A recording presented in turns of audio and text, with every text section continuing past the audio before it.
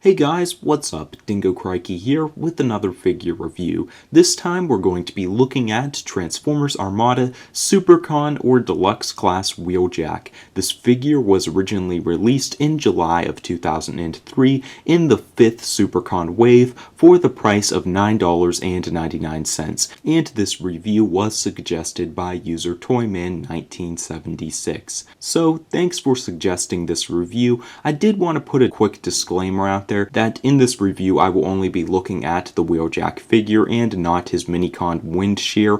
Unfortunately, being that this is one of my older figures, I don't know where the Minicon is. However, we still will be looking at the Minicon functions. With that said, let's get to looking at the figure.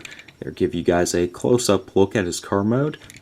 And we have the front, the side, other side, the back, the bottom, and there's the top.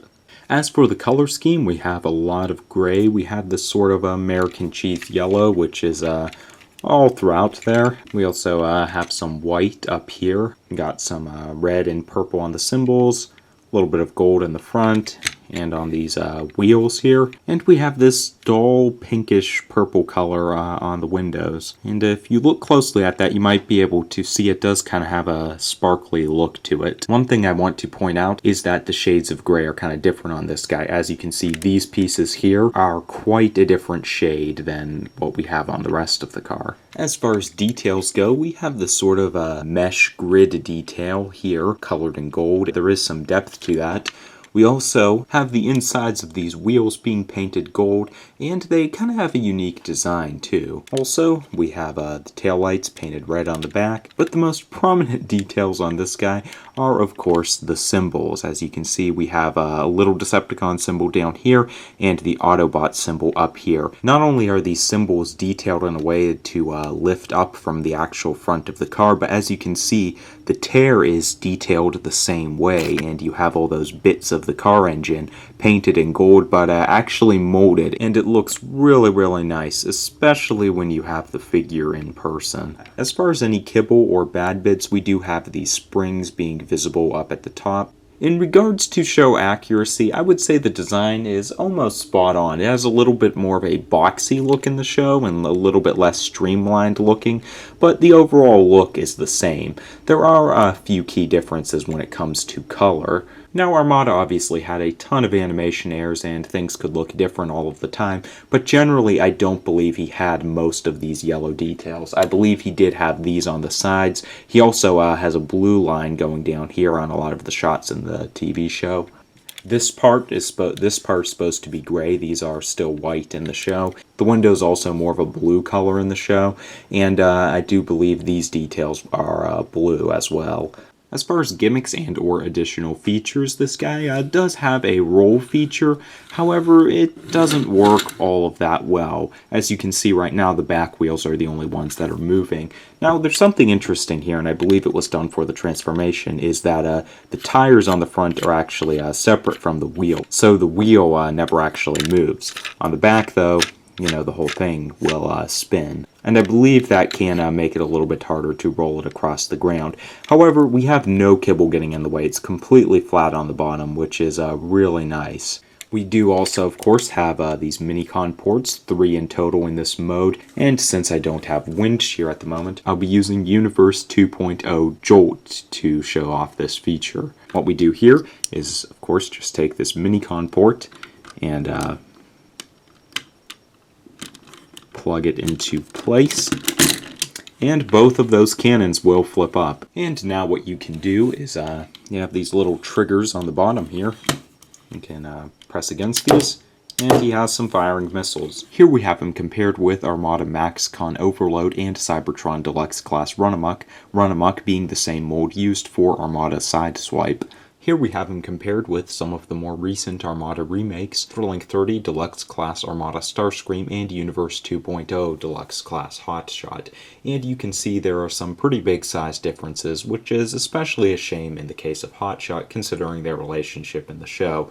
and I'll just give you guys a better look at just how much Wheeljack does indeed dwarf him. And here's one last comparison with Combiner Wars Voyager class Battlecore Optimus Prime and Deluxe class Dead End. So let's get into the transformation. And the first thing you're going to want to do is to flip up the cannons like we did with the minicon function. Now you can use the minicon again to do this, but it's probably simpler just to grip these cannons at the bottom here and pop them out. And the legs will immediately flop down, so next we want to pull them apart here, bend them forward at the knee.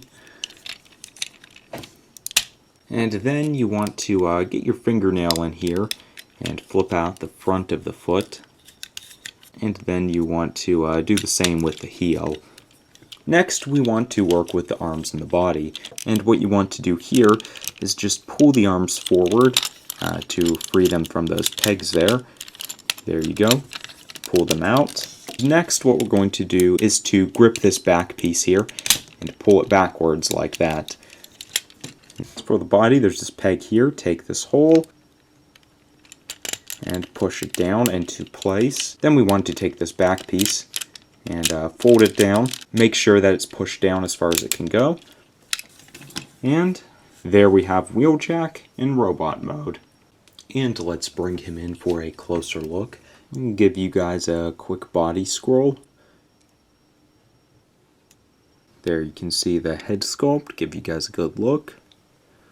As far as the color scheme, he uses pretty much the same colors, gray, white, this American cheese yellow, and then we still have some gold on the face. However, the distribution of colors is very different, as now white is a much more dominant color, of course. We have a little bit more yellow, and still a pretty good amount of gray, too. Oh, forgot to give all the angles, so here we have the front. There's the side, other side, back, the bottom, and there's the top of the figure. As for the details, we already went over the scratched symbol. We have a lot of little intricate details, especially on his upper legs and on the lower arms, and you can see the arms are detailed differently. They both have a different design, which you can also see he does have the symbol only on one side of the arm, and that is once again a symbol that has some depth to it, as you can hopefully see in those angles. As far as kibble or bad bits, I really can't think of any. Maybe some people don't like the way this looks from the side. Personally, I don't think it disrupts the look too much, and if anything, it would be worth it, because it looks really cool from the front, at least in my opinion. As far as articulation goes, the knees can't bend back or anything. You do have some rotation here. Now when the legs are just positioned straight, you can't get full range, but if you were to bring them up, you can see they will rotate all of the way around. Other than that, at the upper leg, they can go forward, and they can go back. Can't go out or anything like that, no feet articulation. As far as the arms go, you can rotate them all of the way around. They can go out like that, in just a little bit, and at the elbow you can make a 90-degree angle. He does also have wrist swivel on the right hand. You can turn the wrist all of the way around, and it is only on the right hand. For whatever reason, this hand is molded in such a way that it won't swivel, so kind of an oddity, and I don't know if anyone really knows the reason for it. And I think that sums it up for articulation. No head articulation, not much knee articulation. Pretty standard for an Armada figure when it comes to articulation altogether. As far as any additional features, we do still have the minicon ports. They're now on his knees, and he does have this one on his back. However, they don't activate any gimmicks in this mode.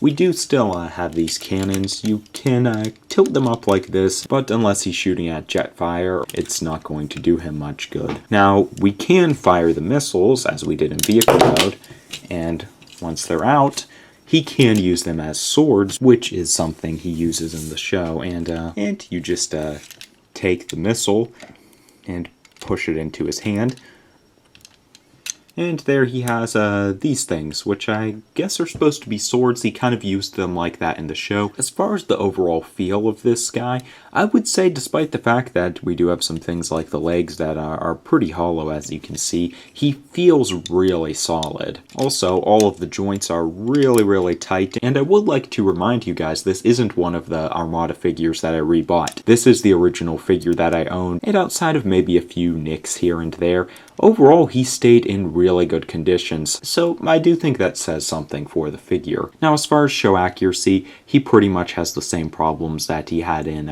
vehicle mode. The design itself is really spot on, but some of the colors are off. Now, I would like to mention I think there are a few shots in the show, and definitely in the highly detailed promo artwork, instead of this yellow paint, he would have blue streaks up here, and I do believe on a few other places in the body. If you've seen that artwork and are looking for a toy that does that, the Micron Legend figure actually conforms to that color scheme. Here we have Wheeljack with some of the other Armada figures. From left to right, we have Supercon Demolisher, Powerlink Cyclonus, Thrust, and a repaint of MaxCon Starscream. Here we have him with some of the remakes of the Armada figures, Universe 2.0 Hotshot and Thrilling 30 Starscream, and you can see there's quite a size difference between the original Armada figures and the remakes. So you can see how the Armada figures look against the succeeding line. Here I have Deluxe Class Slugslinger as well.